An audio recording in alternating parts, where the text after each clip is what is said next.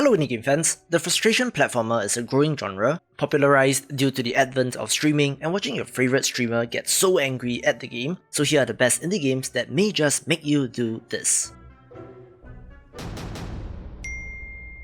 Let's begin with Mighty Fling, one that has you flinging a little ball up a tower, where the fact that balls actually roll does add to the frustration.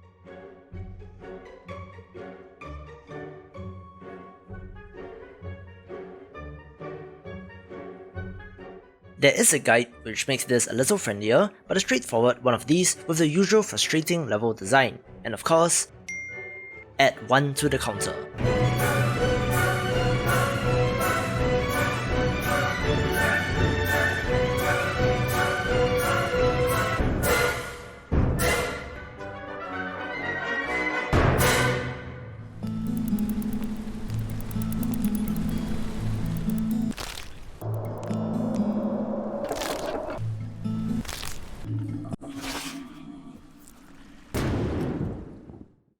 The next title is a new release, where I was just stunned at what sort of sick person would take the ball jumping concept from the previous game and change it into an egg. You know, the fragile, not quite a ball-shaped object that cracks when it gets dropped. Yep, that one. So kudos to the developer of Eggy for winning Sadistic Person of the Year.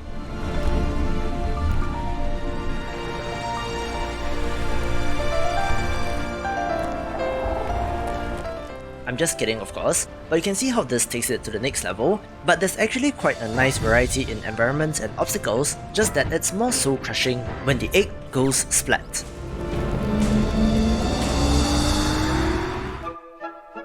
Hold on. Is this me? Oh no. Oh god. I'm a banana? Damn. God damn it, I hate these spinny things. I must have pressed the wrong button. I must have input the wrong sequence. I don't know what happened, but man, I'm a banana. Not quite a platformer, but in a similar space is International Space Banana, where you play as a man who has turned into a banana, having to move around in zero gravity, which is where the challenge comes in.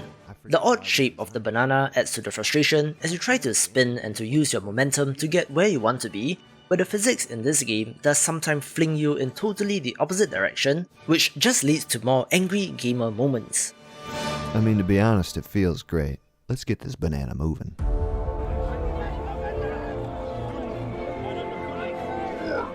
One thing that I love about this subgenre is how developers run with and explore the idea of intentionally frustrating controls, where Balancelot has you jousting on a unicycle of all things, so you can see where this is going.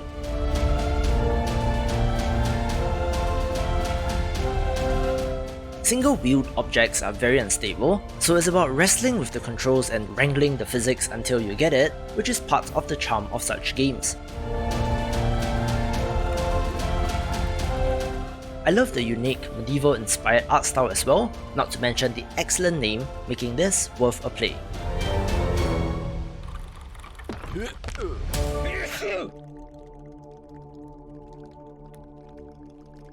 Wait a second, there's no sound in space.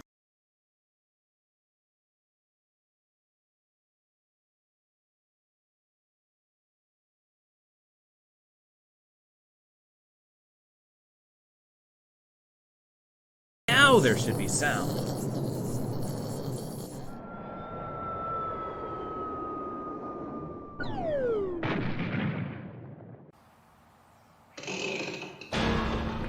Another new release is the very fun to say Goop Loop, where, as advertised, you play as a goop in a loop, having to smack yourself against the side of the loop in order to wrangle it to get where you want to go.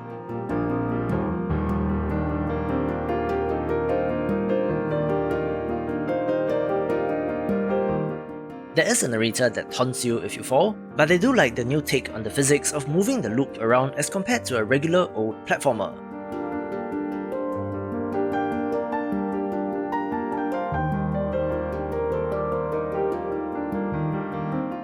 Frustration abounds when you fall, but that's part and parcel of this type of game, and while it does look simple, if you quote-unquote enjoy playing these, it's one to pick up.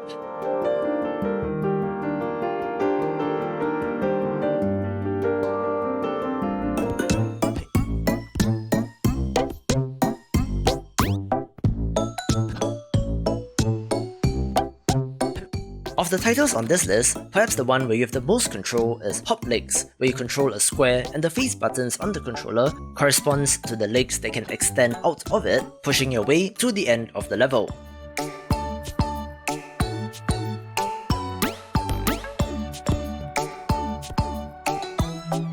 As compared to some of the other control schemes, the tactile and frankly quite clever way of using the face buttons is a nice change of pace, although you're still subjected to the laws of gravity.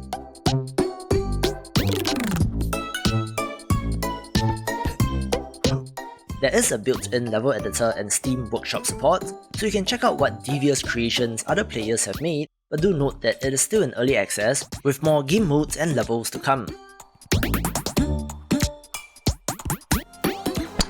This is a game about climbing a mountain with a golf ball. It's pretty challenging to do, and after you have reached that floating island, you will fall. Indie developer Majo has quietly been making some pretty decently popular titles, one of which is Golfing Over It with Alva Majo, having quite the obvious inspiration and is like Mighty Fling above but with a narrator, although this did release before Mighty Fling.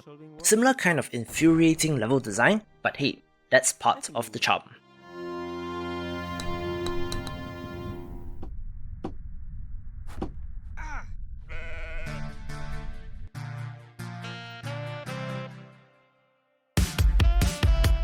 I'll be honest, when I came across Stilt Fella, I normally would not have given it a second look since it does seem pretty janky and cobbled together, looking like my first Unity project or something, but luckily for us, we do have Steam reviews to give us some guidance, but this looks to be pretty alright.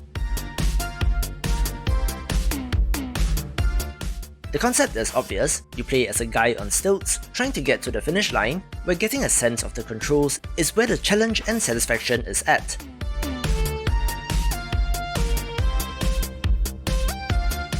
It's perhaps most directly correlated with one of the OGs in the space, Quap, but does change things up with a moon level and such, which adds variety.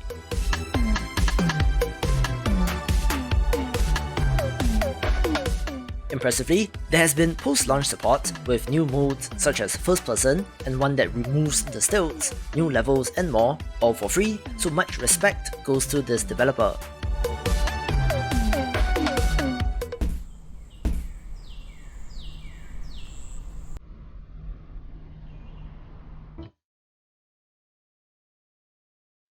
Yes, while Boxman's struggle does look like knockoff Getting Over It, the developer did actually reach out to Bennett Foddy, who did not object, so it's always nice when developers actually bother to do things like this.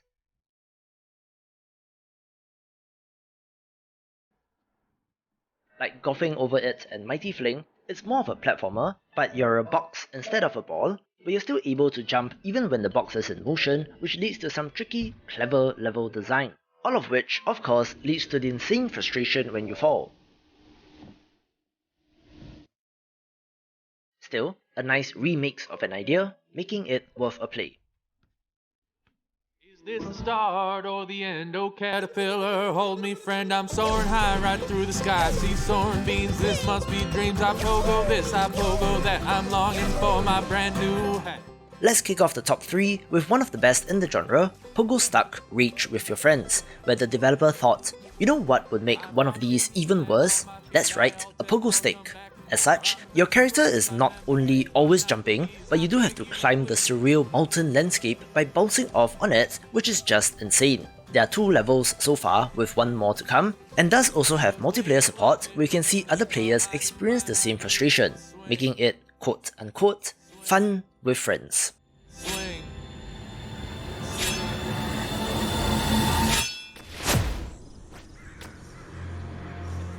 A title that really rode the wave of frustration platformers is Jump King, one where you climb a vertical landscape where the promise of a hot babe at the top keeps you going. You can move left and right, but the jumping mechanic is the frustrating part, where you hold down the button to charge up your jump, where a longer charge means a higher leap, but there's no indicator on screen, so you do have to get a feel of this jump. Post-launch, the developers have added 2 free content drops in the form of New Babe Plus and Ghost of the Babe, adding even more content to a fantastically frustrating game. Why did I make this?